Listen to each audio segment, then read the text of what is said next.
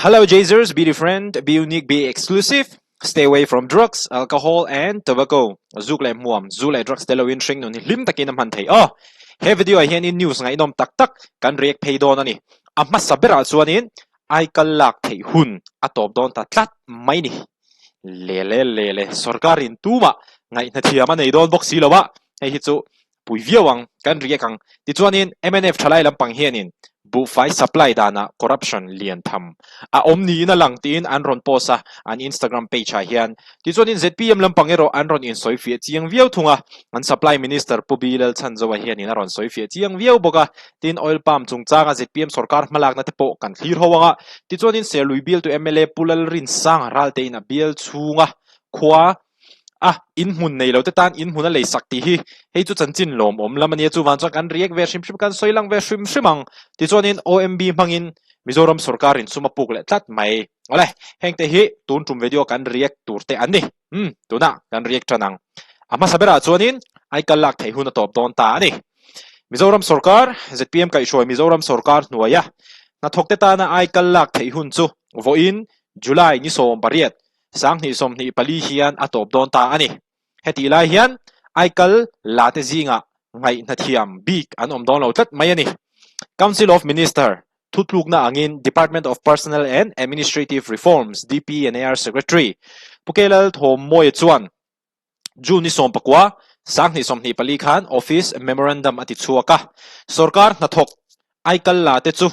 ni som thum ral ma an na chun zom tu Russia tir ni in nazom lo te chu dan lo wachol unauthorized absence ngai ani don ani voin hi office memorandum ti chua atanga ni som thumna ani aikal late chungchanga atul anga mala bo zui turin DP&AR secretary chuan department emo office ho tu te ashretira an bo zui dan compliance report to shetir na chua atanga ni som li panga chungin DP&AR thelu turin ti ani aikal lamek na thok zui thelo le du lo te tan CCS pension rules 1972 angin voluntary retirement invalid pension and compulsory retirement te dile pek thei ani dona dana omsa anga chol thelo te tan special voluntary retirement scheme CM to mani ai kalazinga ngai na thiam bi kan om don lowa an na akal thengang tolo le kalpe tolo te chu sarkarin anta na ro mana siamanga an chol angai don ani he aikal chungchanga ZPM kai shoi Mizoram sarkarina ma alak na hi enge mi puitan in ngai dan tha in tilovem hi hian in hong thazok ane yang thui taka han thlir hianin mizo thalai te tan hianin a thazok mayanga tipol te kha om theya hei chu tipol te po kha a om theya ni engpo ni se he thil hi chu ZPM kai shoi Mizoram sarkar hianin kan la mel hriat ngai lo le sarkar ma salam te poina an soi ve fo te po ni na langa an la ti puitlin theilo nghe ti ngam lo nghe kha chu ka soi theilo khatiang kha ani aikal chungchang hi chu a topic hi hemi issue big hi chu a hot viau zel aikal chungchang kha chu khami kha lo ni phot se news anga kan pakai liang MNF thalai hianin bufai supply dana corruption lian thama omnin alangantia hemi June ni thum sang ni som ni palia RTI chan na be chan hianin hemi hi Instagram aron post ani tichuan RTI ek be chana supply department in zona an chan na hian bufai supplier thana corruption anasa leti mu chu ani antiani tender chang hiam berpo nilo LZ juice su bufai tam tham tak supply tura than ani hetiang sum tam tak sarkarin asian na tura hian bufaya experience nei mi alo Ernest Moni po dalo chu than ani tlet achang hiam ber RL store te ero engma pe kan nilo Supply Minister Lalchhanzova'n chuan he thil hi a hriat puilo thu social media asoyan ti hei hian mirin hlel atizual na sa hle ani a hriat puilo thu social media asoyan ti hemi hi nakida intinge pubi Lalchhanzova'n na soi kan react pheleang he corruption ten om takawang hian mi puisum cheng nuai za tamtak eiral ani don ta ni inalang arap thak ti mailo chu soitu ra omlo antiani hemi hi MNF thalai lampangina an Instagram page anron chu ani ti chuanin ZPM lampang hianin engtingi anron in soifia kan ti chuanin kan supply minister pubi Lalchhanzova'n chuanin kan han sarkar masati ki nok kan thian fai meka kan then fai ko hian opposition party panhi ten min beiron mekani ma se thil tha kan ti na ko a hian kan chief minister in min fuyangin huai sen takin kan kal zel don ani atiani supply minister pubi Lalchhanzova'n chuanin tun kan bu fai supplier thandan chungchanga po hian minister tuma kanin rollo tin an in rollo ti hi opposition party ten siase adu thu soyani heta MNYF lampang kha chuanin supply minister pubi Lalchhanzova'n chuan he thil hi a hriat puilo thu social media soyan tia mase a hriat puilo tilo khanin heta supply minister kha chuanin minister te tuma kanin rollo atia kan minister te hianin hemi supplier an thangdon ti hi chu an hrethoin ka ringa amero chu a thlanna hi chuanin an soyanga in rollo ani tak tak chuanin an in rollo kha ani maya heta MNYF lampang hian hetiang hian an ron chuata a ZPM lampang kan minister pubi Lalchhanzova'n tiang hian a in soifia ta boka ti kha chuanin tulaba nge in thandon tuzo nge in oidon tikha ani to mai mi puite po khan in ngai dan ron comment te u kami Jazers le RL store chungchang po kha mani to hanin ka react to ani wangin nge RL store aya Jazers an pek tengte po kha achiang to viewin ka she khami thu kha chu em po ni se an ron thar thole sia chuanin kan ron react vele reng ani ti chuanin oil palm chungchang tu na hianin kan ngai thlang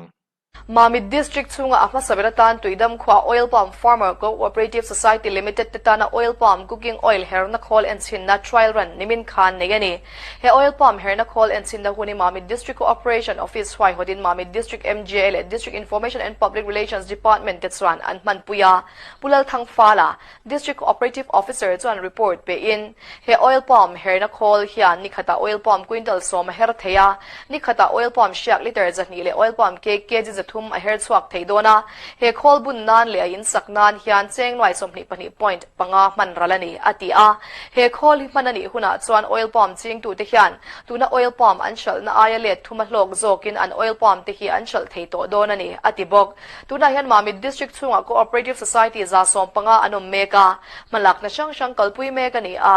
chung ko tam takin chung ko ebel bera an mang to ani hemi hi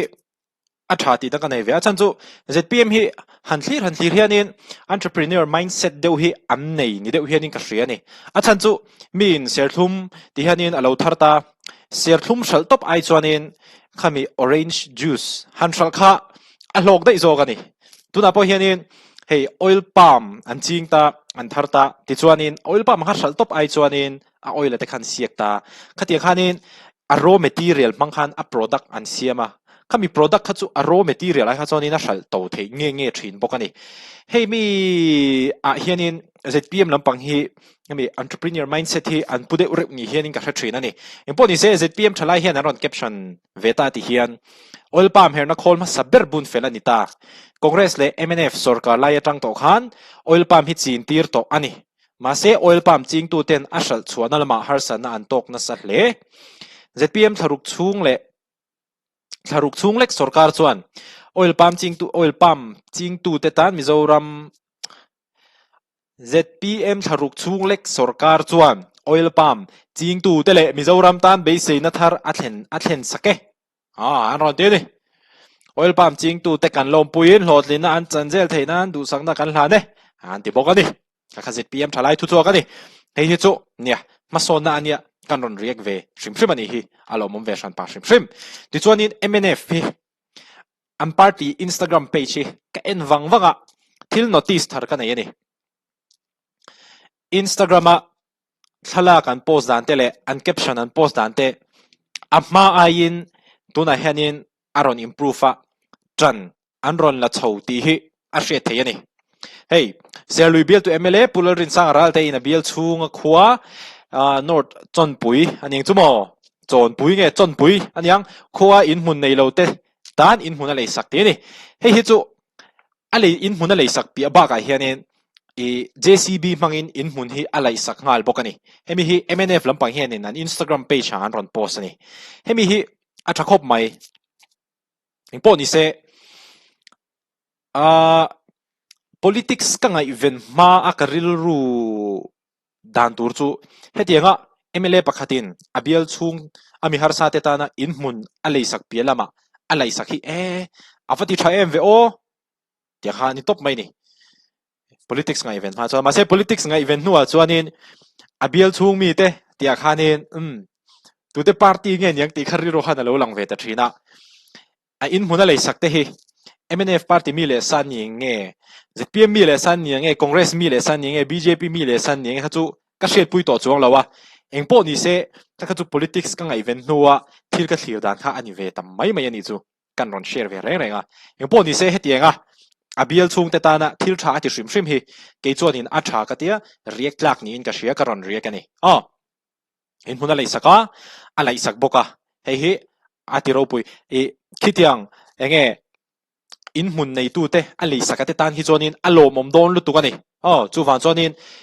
mi te chu an lom na lom pui mai tur ania chu van chuanin kan ron riak ani hi he thili a thakop mai se lui bel tu MLA pulal rin sang aral te po ati tha ti chuanin OMB mangin suman puk le ani sumpuk chungchanga hi chuanin opposition te hianin ZPM kai shoi Mizoram sarkar hi an beina sa thin khop maya lelama chuanin ZPM kai shoi Mizoram sarkar po hianin a thei topin austerity measures si kalpui atum ni in alanga an tumboka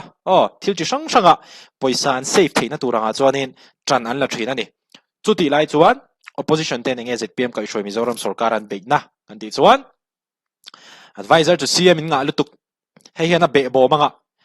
tin tax manin ti sang chia in ti sang na sa tin councillor mayor tin board chairman heng te an lo pung nem lutuk katia khanin opposition te chon an beile bokani engpo ni se fair te wa soidon chonin ZPM sarkar kha pusilal soivung opo khan soya sarkar masain leiba veibel se sing khat sang thum chuang min hnuchia chu wang chuanin sum kan pukhi angai na chen omani ama ero chu sum kan pukhi amman na tur dik taka kan mangang tia zo hanin soyani ti chuanin hei kan news kan muleta open market borrowing mangin Mizoram sarkar chuanin sum apuk le sum puk za chu cheng veibel se sum kwa ani ti chuan kumin sarkar kumkal meka Mizoram sarkar hian mei thla khan cheng veibel se zan hi alo puk to June thla cheng veibel se som sari pakhat puk le in tuna hianin cheng veibel se som kwa apuk le ani hengte hi voina news kan on react theite chu ani ama sabera chonin aikal lak thei hun atop don ta hemi chu ZPM sarkar ZPM kai shoi Mizoram sarkar malak na chonin a tha ka tia ka thlopa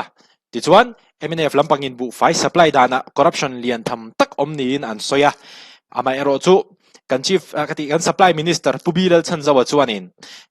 hetiang supplier thlanna hianin minister tuma kanin rol lo ati vele thungani ti chuan oil palm herna khol ma saber hi bunani ta heya thakhop mai a raw material ringot hral lowa a aya hlok zoka khami a raw material atanga am product an hral thei tur kha a thakhop ani ti chuanin selui bel tu MLA pulal rin sang aral te po ina bel chunga in hun nei lo te tan in hun a leisaka JCB mangin in hun hi a leisak ngal bokani hei po hi ati tha kat khop mai ole khang den kan news hot zual kan rek thei te chu ani ngai no min ti kringa ka video hi min lo en sak zia thina lom thu hi ka hril kha to khop me chu wan chonin ka viewers te ka channel min lo subscribe sak tu zong zong te in hena thinung le ti tak zetin lom thu ka soidua ka channel te min lo hlut sak ve thina min lo hlut sak zel ula min lo en sak zel thin turin ka ngen du bok cheiwani video le kanin mulenga damle risel takin lo om reng ula lo in enkol ulukula ti chuan zukle muam te zule drugs te hengte hi taksatan an risel lova ti lo thei chuan ti mi lo turani mo atang kai lo lutuk nakina inchir na turani hengte hi zute drugs te zukle muam te chuwan chonin be different khatiang khachu midang chuanin andu chon lo ti ro se mase nang chui danglam turani itive lo turani mi zong zong ina anzu khuk lui lai khan nang choni zu ve mi turani lo I danglam dai turani be different be unique unique na kha special na kha khami kha vong nung tat la chonin be exclusive in the value ro mo local vero chokang ko lengang halai man kalang mi le lang khatenga thian te na an so ma pi ka tive thei ze lang hani du mi lo tur kha be exclusive be different be unique be exclusive stay away from drugs alcohol and tobacco video like an in mole cheu don yo